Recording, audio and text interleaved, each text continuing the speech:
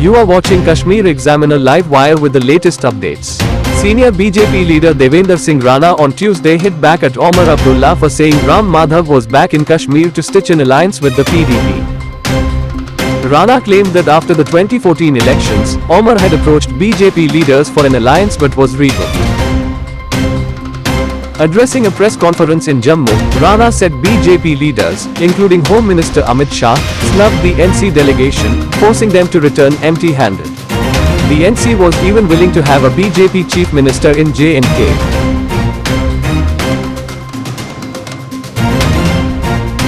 अगर आप पिछले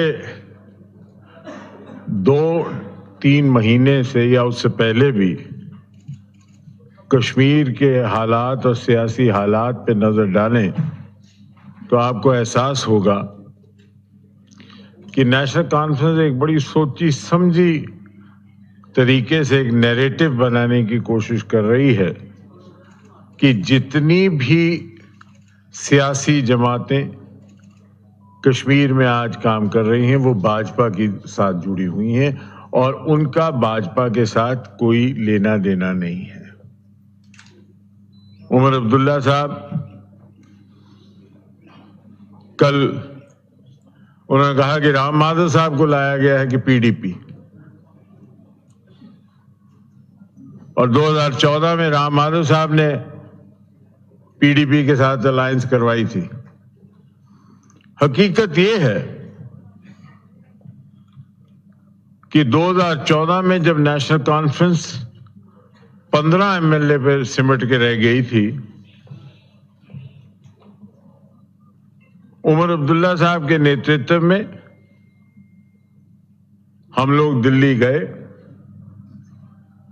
और दिल्ली जाकर ये दिल्ली से हमने गुजारिश की कि आप हमें सरकार का हिस्सा बनाइए, आप सरकार बनाइए, हमारी कोई शराइत नहीं, अनकंडीशनल। और हम लोग आपको पूर्ण समर्थन देने के लिए तैयार हैं और आपकी सरकार में शामिल होंगे। और इस उपलक्ष्य में अलग अलग नेताओं से भेंट वार्ता भी हुई और उमर अब्दुल्ला साहब खुद भाजपा के राष्ट्रीय अध्यक्ष उस वक्त के माननीय अमित शाह जी और माननीय राम माधव जी के पास गए और उनसे गुजारिश की कि आप हमारे 15 एमएलए के साथ भाजपा की सरकार बनाइए और हम अनकंडीशनली आपको सपोर्ट करेंगे। और आज ये कह रहे हैं कि साहब 2014 जो था वो राम माधव जी ने पीडीपी के साथ बनाया और ये पीडीपी के साथ जुड़े हुए हैं। घटनाक्रम ये है कि भाजपा ने हमारी गुजारिशात को नकारा। मैं बड़ी जिम्मेवारी और वसूख से कह रहा हूं कि हमारी गुजारिशात को नकारा गया और उस वजह से हम वापस आए और हमें मालूम हो गया कि हमारे साथ ये सरकार बनाने को तैयार नहीं है, जबकि हम सरकार बनाने को बहुत ज्यादा इच्छुक थे। उन्होंने यहां तक भी कबूल किया था उस वक्त कि भाजपा का मुख्यमंत्री होगा और हम लोग कैबिनेट का हिस्सा होंगे। और जिस चर्चा में, जिस आदमी की चर्चा भी चल रही थी उस वक्त, वो भी मैं जानता हूं भाजपा की तरफ से, लेकिन बाद में हमने हर चीज मानी उस वक्त और उन्होंने माना नहीं, उन्होंने इनकार कर दिया। उसके बाद मुसलसल कोशिशें हुई। जिस वक्त माननीय मुफ्ती सईद साहब गुजर गए और एक वक्त आया जिसमें एक पूरा लाल सा हो गया था, उस वक्त कटरा में माननीय डॉक्टर फारूक अब्दुल्ला साहब ने प्रेस से मुखातिब होकर कहा, we are open to an alliance with the BJP. हम बीजेपी के साथ अलायंस करने के लिए तैयार हैं। हमें मौका हो तो हम अलायंस करेंगे। और कटरा से जब तक हम जम्मू लौटे तो भाजपा ने कह दिया कि हमें कोई अलायंस नेशनल कॉन्फ्रेंस नहीं करनी है। और अगले दिन हमें प्रेस कॉन्फ्रेंस बुला के ये कहना पड़ा कि हम तैयार हैं, अगर भाजपा चाहती है। उस वक्त भी कोशिश हुई। 5 अगस्त 2019 जब 370 मिटाया गया, उसके बाद अक्टूबर 2021 तक, जब तक कि मैं नेशनल कॉन्फ्रेंस का हिस्सा था, मैं बड़ी जिम्मेवारी से और वसूख से ये कह रहा हूं कि मुसलसल बार बार कोशिशें की गईं, बार बार दरवाजे खटकाए गए, बार बार लोगों के पास जाया गया जो कि भाजपा और आरएसएस के लोग थे कि किसी न किसी तरीके से भाजपा के साथ कोई टेक्निकल अंडरस्टैंडिंग हो जाए। और मैं आपको ये बता दूं, भाजपा का केंद्रीय नेतृत्व उनके साथ गठजोड़ करने के लिए तैयार नहीं है। नहीं तो वो तो 2 महीने पहले भी तैयार हो जाते भाजपा के नेतृत्व में काम करने के लिए।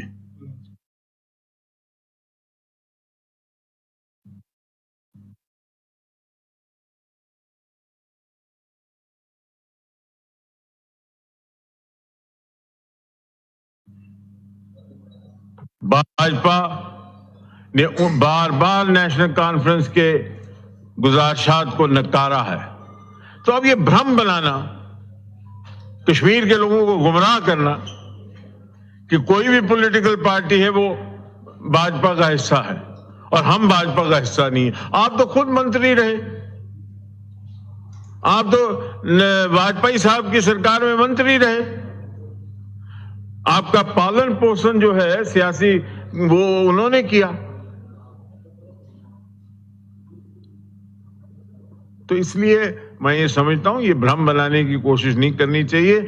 नेशनल कॉन्फ्रेंस के मुट्ठी से रेत निकल चुकी है और बारामूला की हार के बाद मुझे लगता है कहीं कोई बौखलाहट है, कहीं कोई परेशानी है, जिसकी वजह से वो अब ये कह रहे हैं कि सभी जो है वो बीजेपी का हिस्सा है, सिर्फ हम नहीं है। जबकि वो जो हैं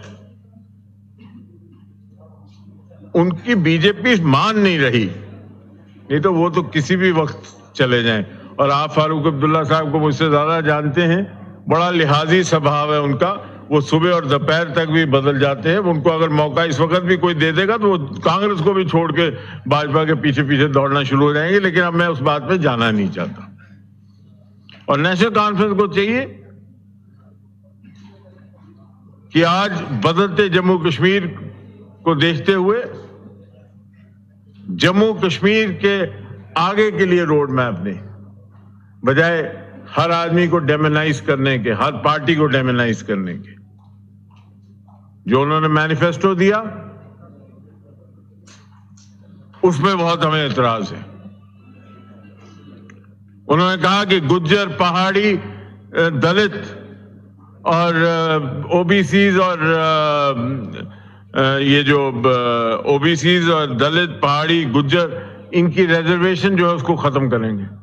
जब तक नेशनल कॉन्फ्रेंस ये कहती रहेगी, मैं आपको बता रहा हूं, ये लोगों को गुमराह करने की कोशिश है, कश्मीर के लोगों को, हमारे होते हुए जब तक भाजपा यहां है, बाबा साहब अंबेडकर की कॉन्स्टिट्यूशन में जो रिजर्वेशन बीजेपी ने दी है जम्मू कश्मीर के अवाम को 5 अगस्त के बाद, खा वो पहाड़ी हैं, खा दलित हैं, खा गुज्जर हैं, खा ओबीसी हैं, उनको कोई नहीं छेड़ सकता, ना हिला सकता है, उसकी गारंटी है।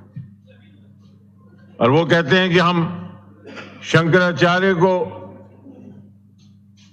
तख्त सुलेमान का नाम देंगे। क्यों ऐसी बातें? हमारी आस्था से खिलवाड़ मत करिए। अगर आप हमारी आस्था से खिलवाड़ करेंगे तो हमें आता है जवाब देना। एक बोर्ड नहीं आप हिला सकते शंकराचार्य का, नाम बदलना तो बहुत बड़ी बात है। आप कहते हैं हम सरकार में आएंगे, हम सारे के सारे पत्थरबाजों को छोड़ देंगे। 2009 वो भूल गए हैं, 2010 वो भूल गए हैं जब लाशें वहां गिरती थी। आज 5 अगस्त 2019 के बाद अमन है, शांति है और वहां हिज़्ब मामूल जिंदगी चल रही है। आज आतंकवाद की जगह सैलानी है, आज इकोनॉमिक रिसर्जेंस है। ये उनसे बर्दाश्त नहीं हो रहा, क्योंकि उनकी सियासत जो है वो कब्रिस्तानों पे सियासत चलती है। हरा खिला भरा कश्मीर उनसे बर्दाश्त नहीं हो रहा, और वो ये चाहते हैं कि वो पत्थरबाज जो जिन्होंने यहाँ लाशें गिराई, जिन्होंने यहाँ लोगों को मौत का एक मंजर दिखाया, उनको वापस लाया जाए ताकि जम्मू कश्मीर के हालात खराब हो। ये होगा नहीं, उनको तो वैसे मौका ही नहीं मिलेगा। आप 8 अक्टूबर तक का इंतजार कर लीजिए, वो कहीं दिखेंगे नहीं। लेकिन उनके जो ये मंसूबे हैं, ये जम्मू कश्मीर इनको नकारेगा और हमारे होते ये मंसूबे पूरे नहीं होंगे। शुक्रिया। देवेंद्र जी, एक सवाल रहेगा कि अल्ताफ बुखारी का पार्लियामेंट्री इलेक्शंस में जब भाजपा के साथ गठबंधन था, प्री पोल अलायंस की, और उनका साफ तौर पर एक बयान आया कि भाजपा के साथ जुड़कर मैंने बहुत बड़ी गलती की। उस पर आपका क्या कहना है? किन्होंने कहा? अल्ताफ बुखारी। वो अल्ताफ बुखारी से पूछिए। अगर भाजपा का नाम लिया सर तो वो अल्ताफ बुखारी से पूछिए।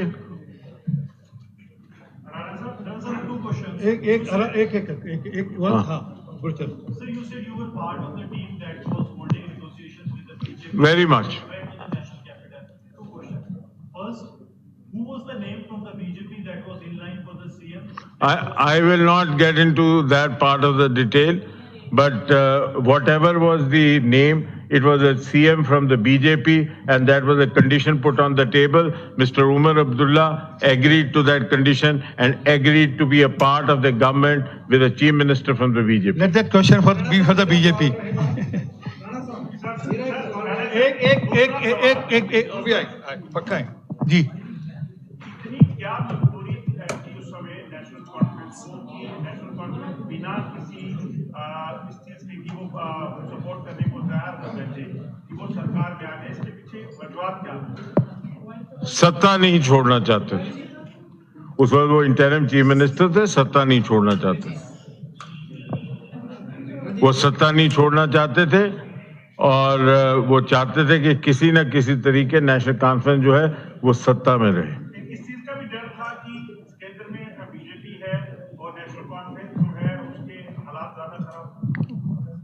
अब वो मुझे नहीं मालूम, लेकिन ये था कि सत्ता में रहना चाहते थे। फारूक अब्दुल्ला साहब उस वक्त विलायत में थे, उनसे बातचीत हुई और उन्होंने कहा कि बाकायदा तौर पे जाओ और बात करो और करके किसी न किसी तरीके से सरकार में रहो, क्योंकि उनका ये मानना था उस वक्त कि सरकार में रहना बहुत जरूरी है और उनका ये था कि सरकार में होना चाहिए। और बीजेपी चूंकि केंद्र में है, फारूक अब्दुल्ला साहब का हमेशा ये रहता है कि जो भी केंद्र में है उसके साथ चलो, और उनका ये था कि हम सत्ता से बाहर ना हो जाएं। हम 15 पे आए हैं, हम सत्ता में रहेंगे तो अपना वर्चस्व बढ़ाएंगे। अभी क्या लगता है कि क्या इस चुनाव के बाद ऐसी सिचुएशन अराइज हो गई कि फिर से एमसीओ? नहीं, situation will never arise because there will be no need for all that. You wait. No, why in case you wait till the 8th? There'll be no need for the BJP to tie up with anybody. There is no in case this time. Rana साहब, मेरा सवाल, महबूबा मुफ्ती की बेटी ने कल बयान जारी किया कि एनसी और भाजपा के अंदर खाते जो है टाई अप हो गया और ये जो है आने वाले समय में जो है सरकार मिलकर बनाएंगे बीजेपी और एनसी। सरदार साहब, भाजपा जो है बड़ी पारदर्शिता से काम करती है। हमारे यहाँ कोई अंदर खाते नहीं होता और बाहर खाते नहीं होता। जो सामने है वो पीछे है, जो अंदर है वो बाहर है। हमारे लिए देश प्रथम है, दूसरा पार्टी और तीसरा अपना आप। सत्ता नहीं है हमारा गोल, हमारा गोल है राष्ट्रवाद। हमारा गोल है जम्मू कश्मीर को एक नया जम्मू कश्मीर बना के तरक्की की राह पे ला के, जो यशस्वी प्रधानमंत्री माननीय नरेंद्र मोदी जी ने भारत को एक विश्व गुरु बनाने की कगार पर खड़ा किया है। जम्मू कश्मीर जो कि एक चमकता सितारा है और ताज है भारत का, वो भी उसी जर्नी का हिस्सा बने। थैंक यू, हो गया यार। अगर भाजपा सरकार बनाती है तो कश्मीरी पंडित विस्थापित जो 89 और 90 से कश्मीर से निकाले गए विस्थापित हुए, उनके लिए क्या रोड मैप रहेगा भाजपा का रोड मैप जो है उनको उनकी रिहैबिलिटेशन और डिग्निफाइड रिहैबिलिटेशन का पूरा बना हुआ है और उनके समक्ष भी रखा है। और आप देख लीजिए कि भाजपा सरकार बनने के बाद पिछले 10 साल में क्या क्या इकदाम उठाए गए हैं ताकि उनका डिग्निफाइड रिटर्न हो। और नॉर्मलसी को जो कश्मीर में लाया गया और जो नॉर्मलसी को एस्टैब्लिश किया गया, नियर नॉर्मलसी जो है, वो ही इस बात का संकेत है कि हम वो माहौल बना रहे हैं जिससे कि हर आदमी कश्मीर में जाके अपने अमन से और शांति से रहे और जो लोग वहां से निकले वो अपने घर वापस लौटे। Thank you so much.